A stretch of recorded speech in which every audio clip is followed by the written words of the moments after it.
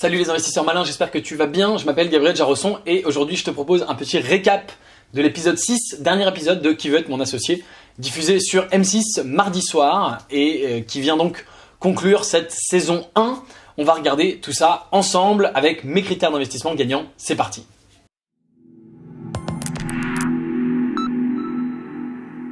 Avant de commencer, plusieurs choses. Premièrement, je vais utiliser mes critères d'investissement gagnants. Ils sont ici. Si tu connais pas mes critères d'investissement, tu peux les télécharger gratuitement dans la description de la vidéo pour lire en quelques pages ce dont je parle et qu'est-ce que c'est que ces critères exactement. Tu peux également bien sûr les lire dans mon livre et si tu ne l'as pas encore, tu le trouves sur Amazon, à la Fnac, dans les librairies ou alors je peux également te l'envoyer gratuitement. Tu payes simplement les frais de port et je paye le livre. Le lien est aussi dans la description de la vidéo YouTube. Dernier point avant de commencer, si tu veux investir dans des startups en forte croissance, des startups en France et dans la Silicon Valley que je source personnellement, tu peux rejoindre le club privé Léonis Investissement. Hein, ça c'est le lien leonisinvestissement.com que tu trouves directement également dans la description de la vidéo et un peu partout. Et tout simplement en cliquant ici, tu peux rejoindre le club et investir avec nous, avec moi et avec plusieurs centaines de membres dans les startups à fort potentiel que je source. On commence donc tout de suite avec Blackline, qui est le premier projet. Tac, voilà, on va bien tout voir. Donc épisode 6, Blackline, premier projet, qui est donc un outil qui permet de tourner la fixation de ton snowboard pour avoir le pied droit et pas avoir le pied tordu, hein, tout simplement. Voilà, qui est cette petit outil rond qui s'installe sur ton snowboard et qui, avec la télécommande, te permet de l'actionner. Donc l'équipe, j'ai mis un point vert parce qu'il y a deux cofondateurs. Alors il y a eu beaucoup de projets hier soir, donc on va essayer d'aller vite. Et je vais tous les couvrir, ça va être un peu long, mais accroche-toi. Donc l'équipe, il y a deux cofondateurs, il reste bien sûr à creuser sur la question de la complémentarité, mais déjà ils sont deux. Donc j'ai mis un critère vert. Le unfair advantage, donc je veux avec ce point répondre à la question, est-ce que si toi et moi demain on décide d'aller faire la même chose et d'aller les concurrencer, est-ce qu'on a plus ou moins de chances d'y arriver? Est-ce qu'on va est-ce que quelqu'un d'autre va les battre ou est-ce que c'est vraiment eux qui vont gagner? Et là-dessus ils ont un vrai unfair advantage puisqu'ils ont breveté leur technologie, ils sont les seuls à pouvoir le faire, même si en fait bien sûr il y aurait d'autres façons, enfin c'est un brevet qui est assez facile à contourner puisqu'il y aurait d'autres façons de le faire, non pas avec une télécommande mais justement avec peut-être un câble, un fil, une ficelle, ils en ont parlé dans l'émission, donc ce serait peut-être contournable mais pour l'instant je reste à un niveau assez basique, c'est breveté. Le marché est énorme. Enfin, le marché est gros, il y a 13 millions de snowboarders dans le monde, donc il n'y a pas de souci. Scalabilité, effet d'échelle, donc comme toujours dans mon analyse de Léonis, c'est un produit physique. Et donc, comme d'habitude, quand tu vends le 13 millionième petit device pour le 13 millionième snowboard du monde, sur les 13 millions de snowboarders dans le monde, et ben, tu es obligé de le produire. Donc, bien sûr, il y a des effets d'échelle quand tu produis en grande quantité, mais pas autant que sur les produits digitaux, que ce soit des sites web, des applications, des services SaaS, etc. etc. Et donc, j'ai mis un point négatif. La marge, elle est de 70%, puisque le prix de vente, c'est 130 €, je crois, de mémoire, et le prix de revient 40. Donc, je crois qu'on est à peu près 70% de marge, donc c'est très bien. Et la valorisation, 800 000 € pour une boîte pas lancée. D'ailleurs, Marc Simoncini l'a fait remarquer au début de l'émission, en disant, vous y allez pas avec le dos de la main morte. Voilà, ça a fait réagir beaucoup de gens sur Twitter, cette expression, qui est une expression visiblement inventée, qui est un mélange de pas mal de trucs. Et donc, cette valorisation, pour une boîte pas lancée, évidemment est trop élevé, et pour une boîte qui a fait 700 préventes mais qui a pas livré le moindre produit, donc il n'y a pas une vraie traction, donc pas une traction très bonne. On enchaîne avec le projet suivant qui s'appelle la Belle Bouse. Évidemment un nom pareil, c'est assez drôle, et donc la Belle Bouse, c'est tout simplement de la bouse de vache en sachet pour fertiliser. Alors certains se sont amusés à dire que c'était un projet de merde, mais c'est vraiment un mauvais jeu de mots, et je vais pas revenir dessus. Donc l'équipe, l'entrepreneur, elle est a priori seule, donc solopreneur, qui est du coup lui a valu tout de suite un point négatif. L'unfair advantage, donc est-ce que quelqu'un demain dit moi aussi je vais vendre de la bouse pour fertiliser, peut le faire? Oui, n'importe qui peut le faire, c'est pour ça que j'ai mis anyone can do it, Je l'ai malheureusement souvent mis, tu verras, on va revenir dessus dans mon analyse. Le marché, c'est le marché de l'agriculture et de la fertilisation, il n'y a pas de problème. Scalabilité, effet d'échelle, c'est un produit physique, toujours la même chose, il faut toujours mettre en sachet là le 10 millième paquet de bouse de vache quand tu le vends. La marge, 74% c'est plutôt bien. Donc la traction, j'ai dit que c'était ok parce que 35 000 € de chiffre d'affaires en 2018. Alors 35 000 € c'est pas beaucoup, mais comme elle les vend, je sais plus, 3 ou 4 €, enfin très pas cher. Ils l'ont dit dans l'émission, ils ont dit bah oui c'est quand même, ça fait beaucoup de sachets vendus. Effectivement, c'est le cas. Alors elle vend pas en ligne, hein, visiblement, elle vend que en magasin. Donc là il y a pas le prix. Boutique. Si, il y a le prix. Ah mais non, il n'y a pas le prix. On est bien d'accord. Ils veulent que m'embêter. Mais c'était vendu vraiment quelques euros et donc ça fait pas mal. Donc 35 000 € de CA. J'ai dit qu'il y avait une traction quand même correcte. Il y a quand même pas mal de gens qui l'achètent. En revanche, une valorisation à 500 000 € pour ce chiffre d'affaires aussi faible, c'est pour moi quand même un petit peu élevé. Et donc j'ai mis que c'était... Bon, remarque, ça se discute en le relisant. 500 000 € pour une boîte qui fait... Ouais... On pourrait dire, il y a quelqu'un qui m'a suggéré de mettre une nouvelle note orange entre rouge et vert. On va dire que ça va encore, c'est pas non plus exorbitant, mais j'ai quand même trouvé ça un petit peu cher. Surtout que c'est quand même une boîte qui a pas du tout d'unfair advantage et que c'est quand même que de la bouse de vache. Bon. On enchaîne avec Graine. Alors Graine, on va mettre qui veut être mon associé parce que sinon on va pas du tout trouver. Graine.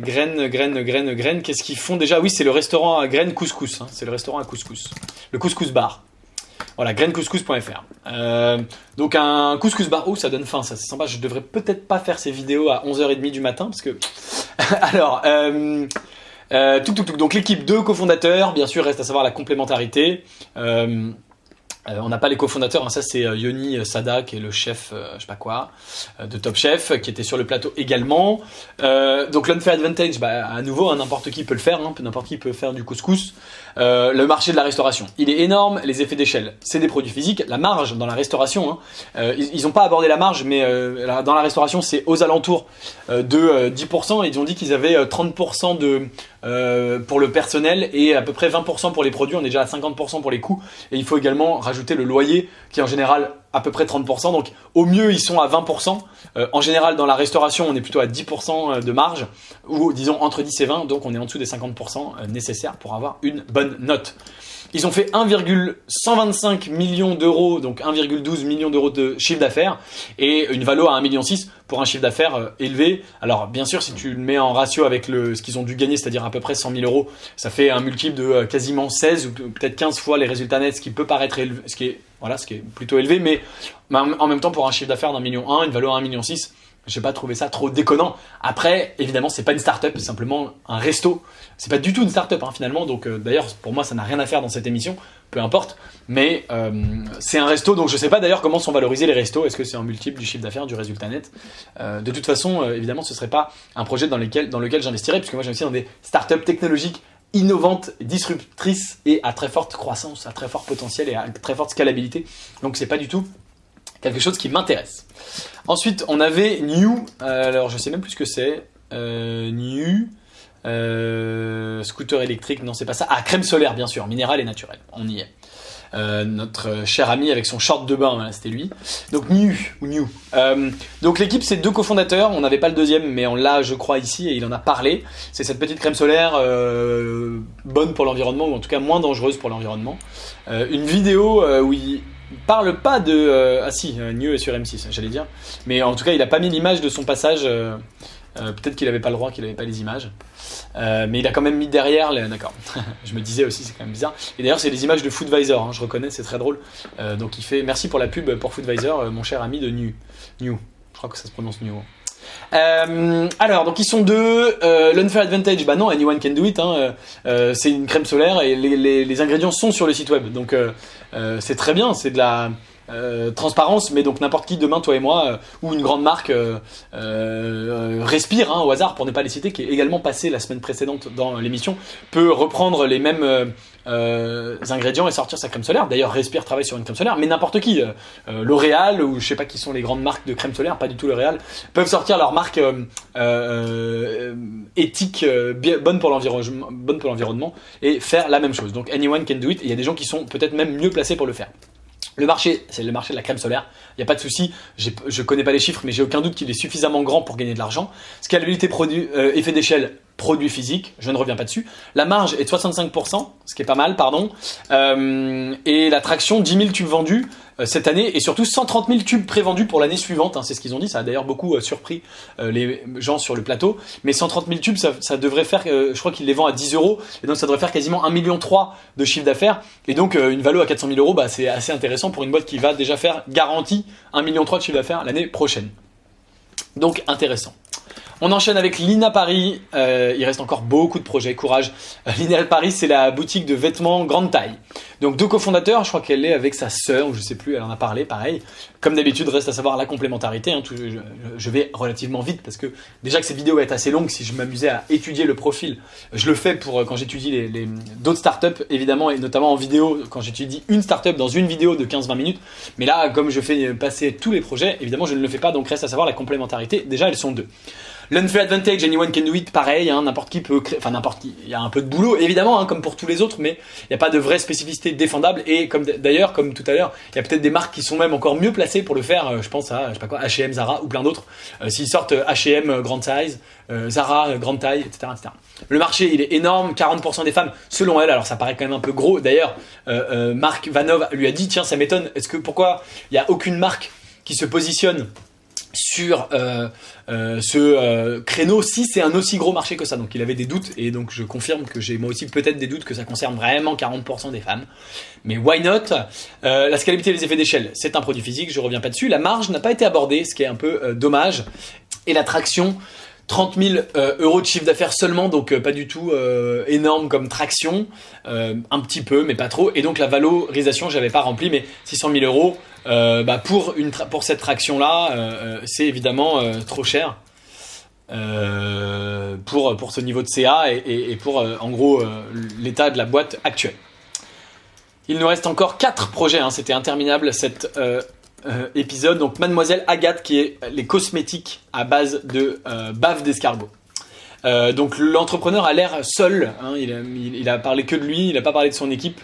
Donc je pense qu'en tant que solopreneur, eh ben, il a malheureusement ce point rouge. Solopreneur, l'unfair advantage, bah, n'importe qui peut le faire, hein, des escargots, on en trouve partout. Alors il a dit qu'il avait un procédé spécifique dans le respect de l'animal et ceci, cela, mais n'importe qui peut le faire dans le respect de l'animal, même si peut-être d'autres personnes ne le font pas. D'ailleurs, il a de la concurrence. Le marché, c'est le marché de la cosmétique, il est énorme. La scalabilité, c'est des produits physiques. La marge n'a pas été abordée, ce qui est absolument indécent, je trouve, et très dommage. Je ne sais pas combien il fait de marge, je pense qu'elle est pas mauvaise, mais ça n'a pas été abordé, c'est vraiment dommage. 2 millions d'euros de chiffre d'affaires, donc une bonne traction, et donc une valorisation à 2 millions, ce qui est ok pour le chiffre d'affaires de 2 millions, et en plus c'est une boîte rentable. Donc Mademoiselle Agathe, ces critères-là, hein, tu l'as compris, sont quand même pour moi assez importants, la marge, etc. Le marché, tu vois c'est souvent la même chose. C'est important d'avoir un unfair advantage qu'on n'a pas ici, c'est important d'avoir une scalabilité qu'on n'a pas ici, mais la valo et la traction sont aussi des critères peut-être un peu plus importants. Enfin, je sais pas, ils sont tous importants, mais bon. Mimouna, la limonade de... alors Mimouna, on trouve rien à voir, hein, c'est une fête. On va vers Mimouna limonade. Ah, c'est citronade, pardon. Je dis une connerie. Citronademimouna.fr, le soleil en bouteille. Une entrepreneuse très sympa, très chouette, qui a raconté son histoire. Voilà, c'est elle. Ça lui rappelle sa grand-mère, etc. Très très sympa. Donc elle est toute seule, solopreneur. Point négatif, l'unfair advantage, n'importe qui peut le faire, hein, c'est des citrons, de l'eau, du sucre. Le marché de la boisson, il est énorme, il n'y a pas de souci. On est sur des produits physiques. Elle a une marge de 54%, ce qui est très bien. Tout juste pour passer la barre de plus de 50%. 6000 bouteilles vendues à 3 euros la bouteille, donc elle a fait à peu près 18 000 euros de chiffre d'affaires. Donc pour une valorisation à 200 000 euros, un peu trop cher pour le CA. Maintenant que je le lis, pareil, je me dis, bon, 200 000 euros, c'est quand même assez, c'est vraiment pas cher. Donc à la limite, si tout le reste était ok, 200 000 euros de valo pour une boîte qui fait 18 000 euros de CA et 54% de marge, à la limite ce serait ok. Il faudrait bien sûr que les autres critères, l'équipe l'unfair advantage, soient respectés, mais je vais dire que trop cher pour le CA, je vais dire moyen. Voilà, je révise un petit peu ma note. Ensuite, on a Solar Brother qui... j'enchaîne un peu vite pour que cette vidéo dure pas 1 heure. Il nous en reste plus que 2. Solar Brother, c'est les trucs de cuisson à énergie solaire. Alors en fait, beaucoup de gens ont dit, et il l'a dit lui-même dans l'émission, hein, pour cuire une salade de poivrons, c'était 45 minutes. Donc en fait, je trouvais que le truc était génial, mais en fait, c'est vraiment du slow cooking. Il a dit, on peut pas faire bouillir de l'eau. Tu peux quand même pas faire finalement grand-chose, mais c'est quand même assez marrant, assez intéressant, et c'est cool de faire passer ça dans les mentalités. L'énergie l'énergie solaire peut nous aider à faire des trucs. Donc il y a 2 cofondateurs, il reste à savoir la complémentarité. L'Unfair Advantage, c'est pas breveté, donc vraiment n'importe qui peut le faire. Il a même mis carrément ses plans en libre service, ce qui n'est pas forcément un bon move. Ça a été fait par Tesla pour une autre raison, pour que les autres constructeurs automobiles construisent des stations de recharge, et donc il y avait un vrai intérêt, mais pas forcément intéressant pour la Solar Brother, même si lui, derrière, il vend des miroirs. Bon, il y a des gens qui peuvent sûrement acheter les miroirs ailleurs. Le marché, c'est la nourriture, la food, la cuisson, puis c'est aussi le plein air, tout ce qui va être camping, etc. Donc c'est un gros marché, il n'y a pas de souci. On est sur un produit physique, la marge est de 50%, bon. Et il a dit que, alors l'attraction, je trouve ça pas mal, il a dit qu'il avait augmenté son chiffre d'affaires de 70% par an les 2 dernières années et qu'il avait fait 310 000 euros de chiffre d'affaires l'année dernière, dont 27 000 euros de résultat. Donc le résultat est pas terrible, mais 310 000 euros de CA, c'est pas mal, c'est loin d'être dégueu, donc il y a une vraie traction. Par contre, une valo d'1,5 million, ce qui fait 55 fois le résultat, ce qui a été relevé sur le plateau d'ailleurs pendant l'émission, c'est évidemment quand même hyper cher. Donc une valo trop chère. Et on termine avec Kidoz, que j'ai pas, un projet que moi j'ai pas adoré, le truc du biberon. Alors c'est peut-être parce que j'ai pas encore d'enfants et que donc je me suis pas levé à 4h du mat. Mais tous les investisseurs sur le plateau qui eux avaient des enfants, la plupart ont quand même dit ouais bon ça va, ça avait pas l'air très long le truc de mettre 3. Alors c'est vrai que quand tu le fais pour la 100e fois c'est sûrement chiant, mais voilà c'est pas un gros problème je pense qu'il s'attaque à résoudre. C'est ce qui a été d'ailleurs mentionné sur le plateau. Bon, donc c'est ce truc pour pré-remplir ta poudre à biberon. Donc l'équipe, ils sont 2, il resterait à savoir la complémentarité. Alors l'Unfair Advantage, j'ai mis Anyone Can Do It, et puis en fait, pendant l'émission, ils ont annoncé après, un peu plus tard, qu'ils avaient un brevet, ils ont un brevet. Donc ça c'est assez dingue, j'étais assez surpris, et donc dans ce cas-là, normalement un brevet dit protégé, et donc Unfair Advantage, puisque n'importe qui peut pas venir le faire demain, parce que c'est protégé par un brevet. En fait, je vais maintenir ma note négative sur l'Unfair Advantage parce que je pense que c'est un brevet qu'il est facile de contourner. Pour des grandes marques, et j'y connais rien, mais il y a sûrement des gros fabricants de biberons, des boîtes qui font des centaines de millions de dollars ou d'euros de chiffre d'affaires dans le monde, qui sont les plus gros constructeurs mondiaux de biberons, et je pense que ces gens-là, ils ont les moyens et qui peuvent, s'ils le souhaitent, vraiment contourner le brevet en faisant une autre méthode, non pas quelque chose qui se tourne, mais quelque chose qui se tire, ou non pas avec un compartiment, mais avec 2 compartiments, j'en sais rien. Mais c'est, à mon avis, assez facile à contourner. Le marché, il est énormissime, évidemment, le marché du biberon. C'est un produit physique. La marge n'a pas été abordée, c'est très dommage. Je pense surtout que... Ah oui, j'avais mis trop cher et ça avait corrigé Yep cher. Très drôle.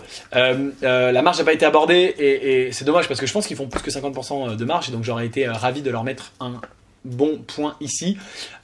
Mais là, le problème, c'est que le produit n'est pas lancé, pardon.